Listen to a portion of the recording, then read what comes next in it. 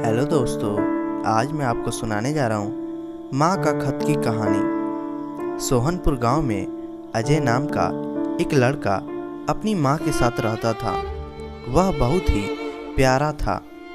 अजय की माँ की एक आँख नहीं थी, इसलिए उनका चेहरा बहुत बदसूरत दिखता था। जब अजय छोटा था तब वह अपनी माँ से बहुत प्यार करता था, लेकिन जब वह बड़ा होने लगा तब उसे महसूस होने लगा कि उसकी माँ की एक आँख नहीं है और इस वजह से वह बहुत बदसूरत दिखती हैं। इस बात से उसे शर्म आने लगी, इसलिए अजय अपनी माँ के साथ बाहर नहीं जाता था और अपने साथ भी कहीं नहीं लेकर जाता था। उसे लगता था कि अगर वह कहीं अपनी माँ को साथ लेकर जाता है तो उसके दोस्त उसका मजाक बनाएंगे। इस वजह से वह अपनी माँ को भला बुरा कहता था। तुम्हारी एक आँख नहीं है, तुम्हारी शक्ल अच्छी नहीं है, मेरे दोस्तों की माँ कितनी खूबसूरत है, तुम मेरी माँ नहीं हो सकती। ऐसा कहकर वह अपनी माँ का दिल दुखा देता था। अजय की माँ बेचारी अपने बेटे की बातें सुनकर और उसकी सोच देखकर बहुत दुखी हो जाती थी। अपने बेटे की ऐसी बातें सुनकर माँ का दिल बैठ जाता था। ऐसे ही एक दिन अजय अपनी टिफिन लिए बगैर ही पाठशाला चला जाता है, तो अजय दिन भर भूखा ना रहे, इसलिए अजय की माँ खाने का डब्बा देने के लिए अजय की पाठशाला जाती हैं। अचानक अपनी माँ को पाठशाला में देखकर अजय को अपने दोस्तों के सामने बेइज्जती महसूस होती है और उसे अपनी माँ पर बहुत गुस्सा आता है। फिर वह घर जाकर अपनी माँ को गुस्से से बोलता है, माँ, मैंने कितनी बार कहा है कि मेरी पाठशाला में मत आया करो, तुम क्यों आई पाठशाला में? तुम्हारी वजह से मेरी कितनी बेइज्जती हो गई। सब दोस्त मेरा मजाक उड़ा रहे होंगे। इस बेइज्जती से तो भूखा रहना ही अच्छा था। फिर अजय की माँ बोलती है, मुझे माफ़ कर दो बेटा, मैं फिर कभी तुम्हारे दोस्तों के सामने नहीं आऊँगी। यह कहकर अजय की माँ रोने लगती हैं, लेकिन फिर भी अजय की माँ उसकी हमेशा अच्छी तरह से ख्याल रखती हैं और जिंदगी में उसे किसी चीज़ की कमी नहीं होने देती हैं। ऐसे ही दिन बीत गए। अजय बड़ा हो गया और अब वह पहले से ज़्यादा अपनी माँ का तिरस्कार करने लगा। वह हर वक्त अपनी माँ की बेइज्जती करता रहता था। खुद का गुस्सा वह अपनी माँ पर ही निकालता था। अजय की माँ बेचारी सब कुछ बर्दाश्त करती थी और मन ही मन दुखी हो जाती। एक दिन अजय अचानक अपनी माँ से कहता है, अब मुझे तुम्हारे साथ रहना पसंद नहीं है, मैं यह घर छोड़कर जा रहा हूँ।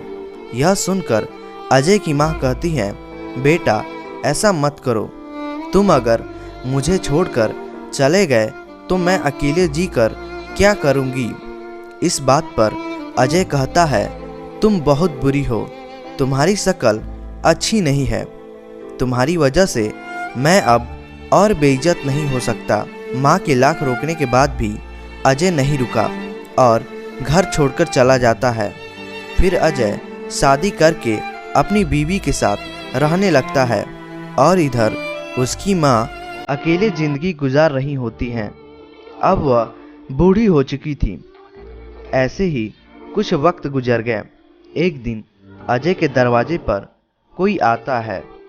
अजय दरवाज़ा खोलकर देखता है कि उसके गांव से एक आदमी और उसके हाथ में एक खत होता है।